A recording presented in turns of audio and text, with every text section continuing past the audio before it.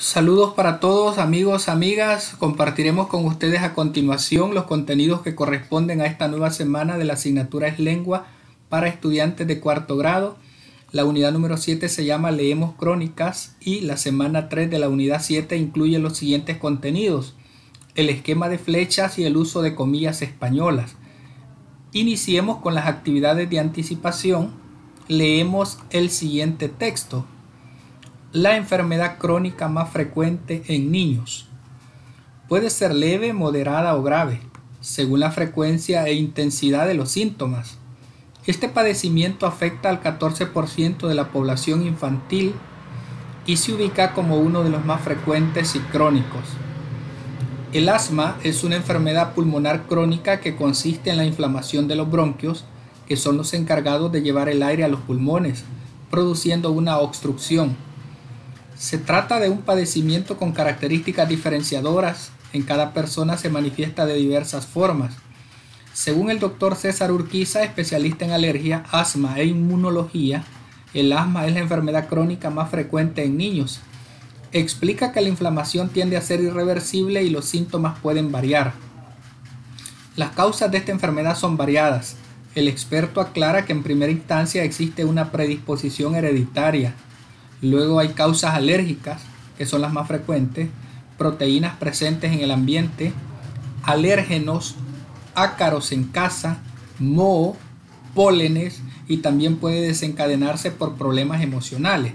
Bien, a partir del texto que hemos leído respondemos lo siguiente. Número O, literal A. ¿Cómo se llama la enfermedad crónica más frecuente que ataca a los niños? Se llama asma. Literal B. ¿Qué parte del cuerpo se inflama al tener asma? Los bronquios. Literal C. ¿Cuáles son las causas del asma?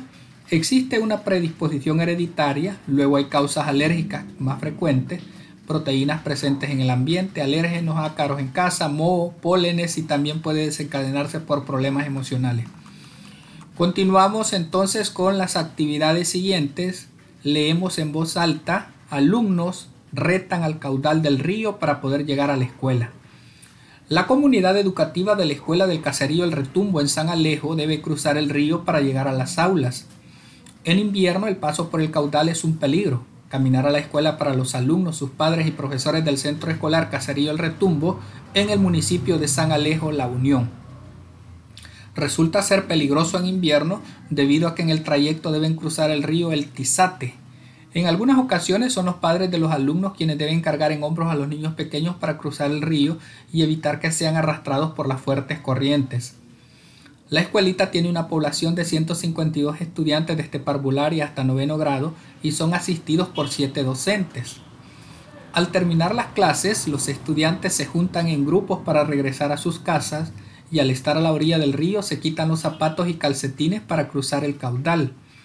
Algunos tratan de saltar de piedra en piedra, pero siempre caen al agua. Lo que para ellos es una alegría, para sus padres es un peligro. Los profesores, con el apoyo de alumnos y padres de los estudiantes, improvisaron una pasarela hecha con llantas viejas y cemento, pero la fuerza del caudal la dañó. Cuando está desbordado el río, nadie lo intenta cruzar. Celia Torres, directora de la Escuela del Caserío El Retumbo, manifiesta que durante el invierno es un riesgo para los niños porque en algún momento una repunta que venga de la parte alta los puede arrastrar mientras ellos lo están cruzando. La docente dice que la escuela se encuentra como en una isla, rodeada de agua porque tienen al río y una quebrada que se desbordan cuando las tormentas son fuertes. Siempre se les inundan las aulas de la escuela. En ocasiones anteriores se les dañó una refrigeradora y otros equipos de la institución. A veces llegan a la escuela todos mojaditos de sus ropas, de las mochilas. También se les dañan los útiles escolares porque se han caído al cruzarse el río. Hay una gran necesidad de que nos construyan una pasarela o que construyan bordas para evitar que sigamos cada año en la misma situación, agregó Torres. Torres explica que cuando el río está bastante crecido, los alumnos de parvularia no llegan o a veces los padres de familia los cargan para cruzarlos y llevarlos hasta la escuela. Bien, este es un artículo de Inci Mendoza del diario de hoy. A partir del texto que hemos leído vamos a responder en el cuaderno las siguientes preguntas. ¿De qué trata la crónica? Del riesgo que representa para los alumnos del Centro Escolar Caserío El Retumbo asistir a la escuela. ¿Qué se debe hacer para solucionar la situación tratada en la crónica? Bueno, construir una pasarela, un puente. Y se nos pide que dibujemos nuestra respuesta. Y aquí tenemos una respuesta que podría ser factible para resolver el problema que tienen los estudiantes al cruzar el río en su camino hacia el centro escolar. ¿Cómo es nuestro camino para llegar a la escuela? Bueno, cada uno de ustedes, alumnos y alumnas, tienen su propia realidad. Puede ser que para algunos el camino sea completamente de tierra, para otros el camino sea calle asfaltada, sea calle de concreto, sea parte empedrada, y puede ser que también algunos de ustedes tengan como realidad cruzar ríos, ante lo cual se les sugiere ser muy precavidos y tener mucha precaución cuando esté atravesando el río o la quebrada, porque recuérdense que son lugares que pueden representar un gran riesgo para nuestra vida, y por lo tanto tenemos que esperar que bajen los niveles de agua para poder atravesar el río o la quebrada según sea el caso. Continuamos con la actividad de construcción, el esquema de flechas. El esquema es la expresión gráfica que contiene de forma sintetizada las ideas principales, las ideas secundarias y los detalles del texto. ¿Cuáles son las características?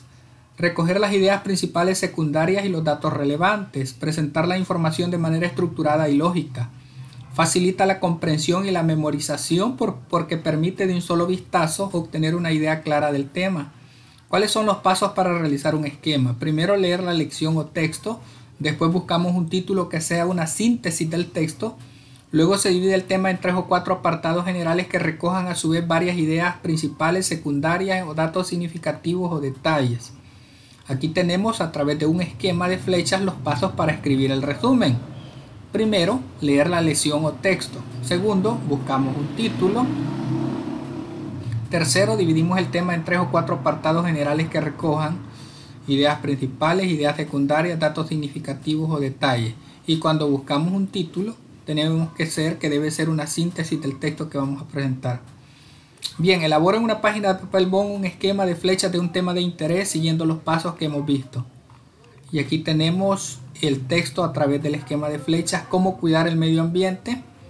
Hay que ahorrar energía, usar energías de fuentes renovables, usar aparatos que gasten menos energía y fabricar productos con materiales reciclados. Cuando se nos dice que hay que usar energía de fuentes renovables, puede ser por ejemplo energía solar o energía eólica. Así es que aquí tenemos cómo cuidar el medio ambiente, que sería una forma bien práctica utilizando estas estrategias, y hemos hecho uso del esquema de flechas. Continuamos con el uso de comillas españolas. Leemos la información. En español se usan 3 tipos de comillas: las angulares, latinas o españolas, las inglesas y las simples. Sirven para citar citas o palabras, o sirven para citar palabras textuales. Señalar citas textuales o dichos populares. Por ejemplo, bien lo dice el refrán: el león no es como lo pintan. En la reproducción literal del pensamiento de los personajes de un texto. Por ejemplo, ella pensó: tengo que viajar a un lugar nuevo. Para citar el título de un artículo, un reportaje, un cuento, un poema o un capítulo de un libro. Por ejemplo, Las manos de mi madre, de Alfredo Espino. Para indicar usos peculiares de una expresión. Por ejemplo, él dice que las pupusas son sabrosas. ¿En qué entornos identificamos el uso de las comillas? Bueno, en las citas textuales o dichos populares, en la reproducción literal del pensamiento de los personajes, usos peculiares de una expresión. Escribo las comillas españolas donde corresponda. Bush reconoció que se viven tiempos difíciles, pero dijo que la situación será controlada. El presidente de Estados Unidos admitió la delicada situación que se atraviesa por la crisis financiera.